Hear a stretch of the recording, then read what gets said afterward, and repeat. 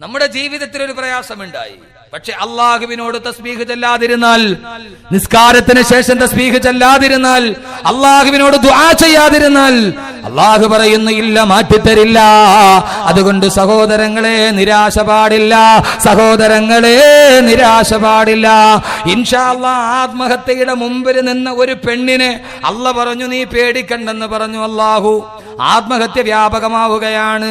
അതുകൂടി പറഞ്ഞിട്ട് ആ സംഭവം കൂടി പറഞ്ഞ് നമുക്ക് പിരിയാം. അതിനുമുണ്ട് സഹോദരങ്ങളെ, പതറിപ്പോകരുതേ. 1000 മാരക രോഗങ്ങൾ ജീവിതത്തിലോട്ട് കടന്നു വരുമ്പോ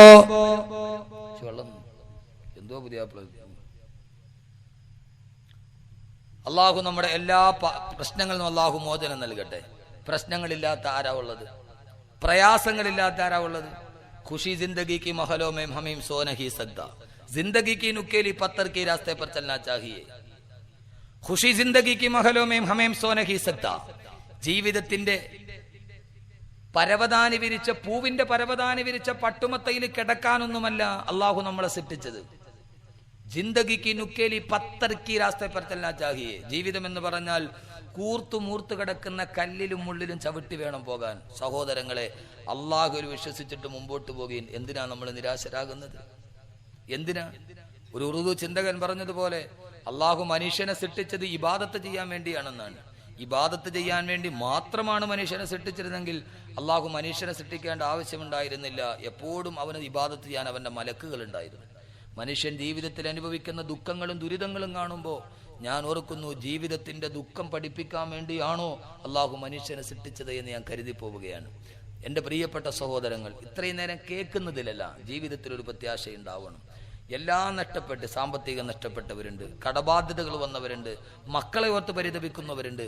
എൻ്റെ പ്രിയപ്പെട്ട പൊന്നു സഹോദരങ്ങളെ, സഹോദരിമാരെ, ജീവിതം വഴിമുട്ടി നിന്നിട്ട് മരിച്ചാൽ മതിയായിരുന്നു എന്നാഗ്രഹിച്ചിട്ടില്ലേ?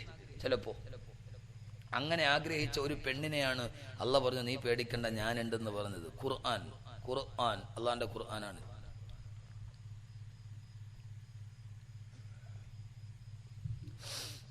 ഈ നിശബ്ദമായി കേട്ടിരിക്കുന്ന സദസ്സ് തന്നെ അവന്റെ ജീവിതത്തിന്റെ പച്ചയായ ദുഃഖങ്ങളെയാണ് ഞാൻ തൊടുന്നത്. ഇത് അറ്റ്ലാന്റിക്കിന്റെയും പസഫിക്കിന്റെയും കഥയല്ല, ഇത് യുറാനസിന്റെയും നെപ്റ്റ്യൂണിന്റെയും വിഷയമല്ല. ഒരു മനുഷ്യൻ അവന്റെ ജീവിതത്തിന്റെ കൺമുന്നിൽ, അവന്റെ കുടുംബത്തിന്റെ 4 ചുവരുകളുടെ ഉള്ളിൽ അനുഭവിക്കുന്ന അവന്റെ നിത്യജീവിതത്തിന്റെ പച്ചയായ യാഥാർത്ഥ്യങ്ങളിൽ തൊട്ട പരമാർത്ഥങ്ങളാണിത്. അള്ളാഹു നമുക്ക് ജീവിതത്തിൽ ഈമാനോടെ നിലനിൽക്കാൻ അള്ളാഹു തൗഫീക്ക് നൽകട്ടെ. അള്ളാഹു തൗഫീക്ക് നൽകട്ടെ. എന്തിനാണ് സഹോദരങ്ങളെ ഭയക്കുന്നത്? നീ ഏത് പ്രതിസന്ധിയിലാണെങ്കിലും പാരാവാരം പോലെ പരന്നൊടുകുന്ന കടലിന്റെ നടുവിലൂടെ ഒരു കൊതുമ്പ് വള്ളം തുടഞ്ഞുകൊണ്ട് നീ മുമ്പോട്ട് പോകുമ്പോൾ കാറ്റും കോളും തിരമാലകളും പ്രക്ഷുബ്ധമായി കടലിന്റെ നടുവിൽ നിന്റെ കൊതുമ്പ് വള്ളം തിരമാലയുടെ നടുവിൽ കടന്നിട്ട് ചാഞ്ഞിട്ട് നീ ഏകനായി കടലിൽ കടന്നാലും പൊന്നുമോനെ ഭയപ്പെടരുത്. എന്തിനാ ഭയപ്പെടുന്നത്?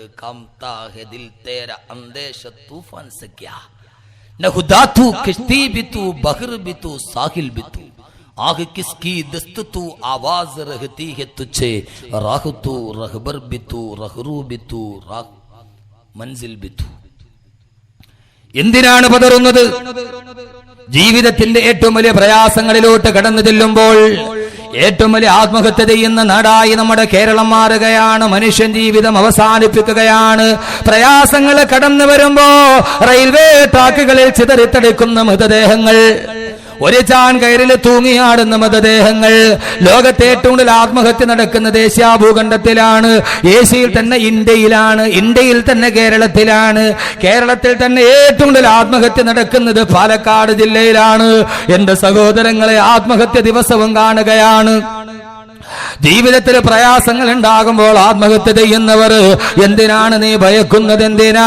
പാരാവാരം പോലെ പരന്നൊടുകുന്ന കടലിന്റെ നടുവിൽ നീ ഏകനായാലും എന്തിനാണ് ഭയക്കുന്നത്? എന്തിനാ? കാംതാകെ ദിൽ തേര അന്തേസ തൂഫാൻ സക്യാ നഹുദാ തൂ കശ്തി ബി തൂ ബഹർ ബി തൂ സാഹിൽ ബി തൂ ആഹ് കിസ്കി ദസ്തു തൂ ആവാസ് രഹതി ഹെ തുझे राह तो रहबर भी तू ഫഖ്റൂബിതൂ മൻസിൽ ബിതൂ.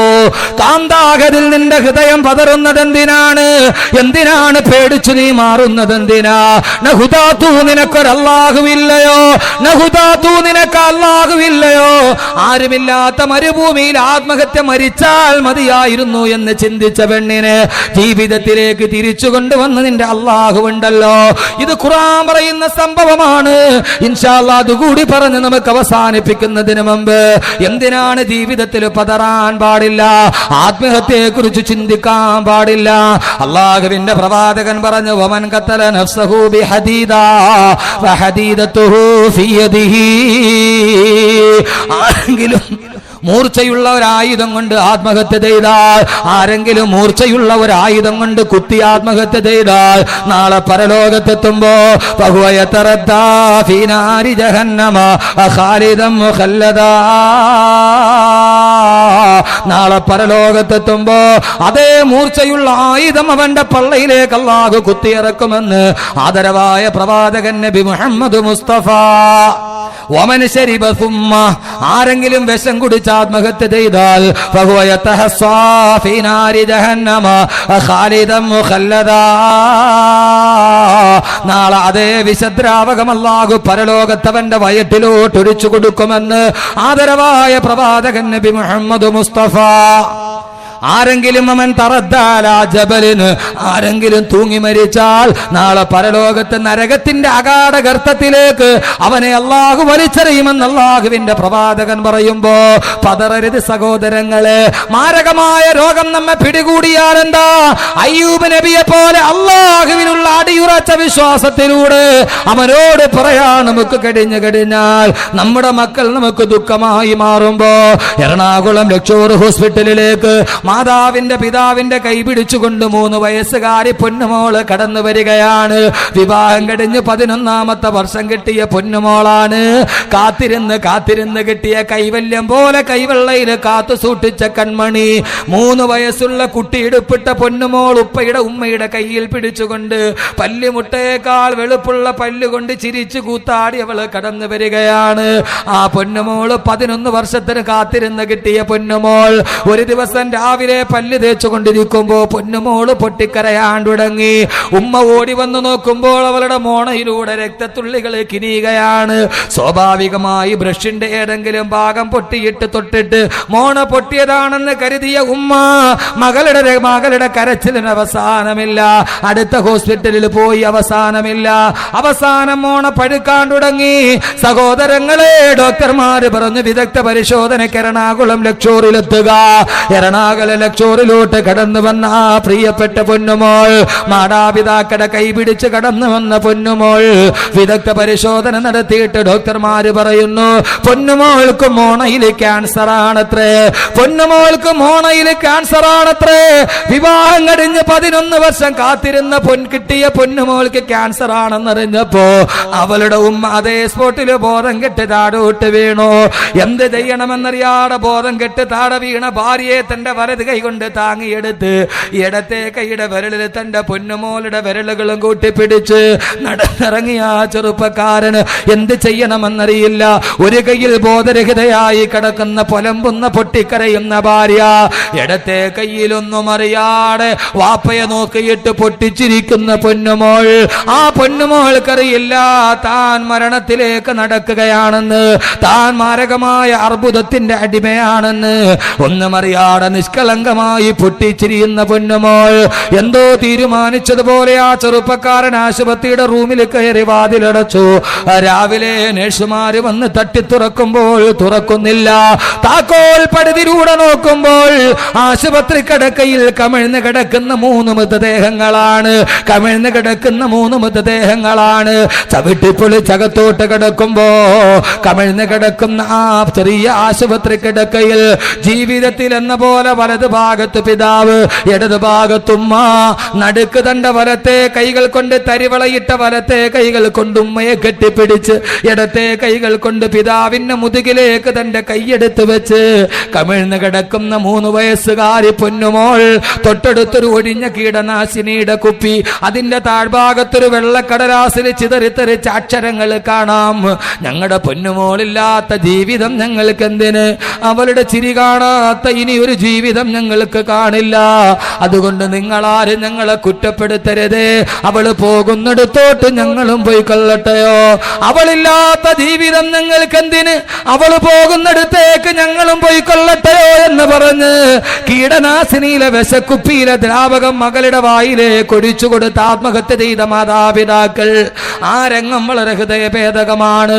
സാധാരണ ഉമ്മ വാപൊളിക്കാൻ പറയുന്നത് അമ്മിഞ്ഞപ്പാല് തരാനാണ്. അന്ന് ആ കുഞ്ഞ് വാപൊളിച്ചിട്ടുണ്ടാവില്ലേ, തന്റെ ഉമ്മ തനിക്ക് അമ്മിഞ്ഞപ്പാല് തരാനാണെന്ന്. അമ്മിഞ്ഞപ്പാല് കൊടുത്ത അതേ കവിളിലേക്ക് ഉമ്മ ഒഴിച്ചു കൊടുത്തത് കീടനാശിനിയാണ്. സ്വന്തം മകള് പിടഞ്ഞു പിടഞ്ഞു മരിക്കുമ്പോ അതേ കീടനാശിനി കടിച്ച് ആത്മഹത്യ ചെയ്തു പോയ മാതാപിതാക്കൾ. സബേഹം സബേഹം സബേഹം ഇങ്ങനെ കരയാൻ മാത്രം അല്ലാഹുവേ ഞങ്ങൾ എന്ത് തെറ്റാണ് ചെയ്തത്? ഇങ്ങനെ പരീക്ഷിക്കപ്പെടാൻ മാത്രം എന്ത് അപരാധമാണ് തമ്പുരാനെ ഞങ്ങൾ ചെയ്തത്? സഹോദരങ്ങളെ, ജീവിതം ദുഃഖമാണ്.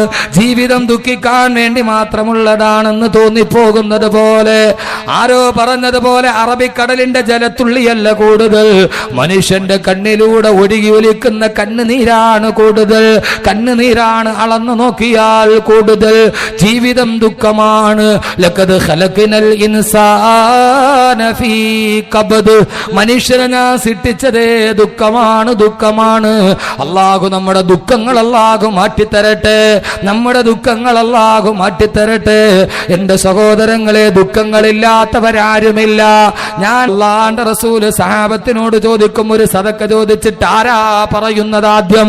ആ സമയത്തൊരു സഹാബി ചാടി എഴുന്നേക്കും, അനയാ റസൂലല്ലാഹ്, ഞാൻ തരാൻ നബിയേ. ആരെന്നറിയോ? ബഹുമാനപ്പെട്ട സയ്യിദുനാ ഉസ്മാൻ ഇബ്നു അഫ്ഫാൻ. ഉസ്മാൻ ഇബ്നു അഫ്ഫാൻ റളിയല്ലാഹു തആല അൻഹു ആണത്. ഉസ്മാൻ ഇബ്നു അഫ്ഫാൻ റളിയല്ലാഹു അൻഹു കൊടുത്തു എത്ര കൊടുത്താലും മതി വരൂല. ചാടി എഴുന്നേറ്റിട്ട് പറയും ഉസ്മാൻ റളിയല്ലാഹു അൻഹു. പക്ഷേ അതിന് ഉസ്മാൻ റളിയല്ലാഹു അൻഹുവിന് അല്ലാഹു കൊടുത്ത പ്രതിഫലം എന്താണെന്നറിയോ? മരണസമയമായപ്പോൾ ഉസ്മാൻ റളിയല്ലാഹു അൻഹു വീട്ടിലേക്ക് കഴിയുകയാണ്. എതിരാളികൾ വീട് മുഴുവനും വളഞ്ഞു. ഒരു നേരത്തെ ഭക്ഷണം കഴിക്കാനില്ല, ഒരു നേരത്തെ വെള്ളം കുടിക്കാനില്ലാതെ ഉപരോധം ഏർപ്പെടുത്ത ഉസ്മാൻ റളിയല്ലാഹു അൻഹു അന്ന് സുന്നത്ത് നോമ്പാണ്. സുന്നത്ത് നോമ്പുമായിട്ട് അസർ നിസ്കാരം കഴിഞ്ഞപ്പോൾ ശരീരം വാടി തളർന്നു. ദിവസങ്ങളായി ഭക്ഷണം കഴിക്കാതെ തൊണ്ട വരണ്ട ഉസ്മാൻ റളിയല്ലാഹു അൻഹു അസർ നിസ്കാരം കഴിഞ്ഞിട്ട് മുസല്ലയിൽ കിടന്നു മയങ്ങിപ്പോയി. നോമ്പുകാരൻ ഏറ്റവും ക്ഷീണമുള്ള സമയമാണ്. ആ സമയത്ത് മുസല്ലയിൽ കിടന്ന് മയങ്ങിപ്പോകുമ്പോ ആ മയക്കത്തിൽ ഉസ്മാൻ റളിയല്ലാഹു അൻഹു സ്വപ്നം കാണുകയാണ്. ആരെയെന്നറിയോ? നബി മുഹമ്മദ് മുസ്തഫ അള്ളാന്റെ റസൂലിനെ സ്വപ്നം കണ്ടു. റസൂലുള്ള സ്വർഗത്തിലിരിക്കുകയാണ്. വലത് ഭാഗത്ത് അബൂബക്കർ റളിയല്ലാഹു അൻഹു ഉണ്ട്, ഇടത് ഭാഗത്ത് ഉമർ റളിയല്ലാഹു അൻഹു ഉണ്ട്. മുമ്പിലാണെങ്കിലോ സ്വർഗത്തിന്റെ ഭക്ഷണം ഇങ്ങനെ നിരത്തി സ്വർഗത്തിലെ പടവർഗ്ഗങ്ങൾ വെച്ചിരിക്കുകയാണ്.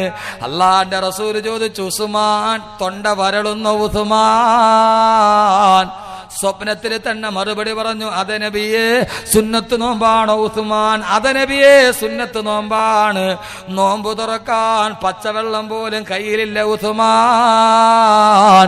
ഇല്ല നബിയേ, ഇല്ല എന്ന് പറഞ്ഞപ്പോ അള്ളാന്റെ റസൂൽ ചോദിച്ചു, ഞങ്ങളുടെ കൂടെ പോരുന്നു? സ്വർഗത്തിന്റെ ഭക്ഷണം കഴിച്ചിട്ടൊന്ന് നോമ്പ് തുറക്കാൻ? വരുന്നു നബിയേ, വരുന്നു നബിയേ, ഞാൻ വരുന്നു നബിയേ.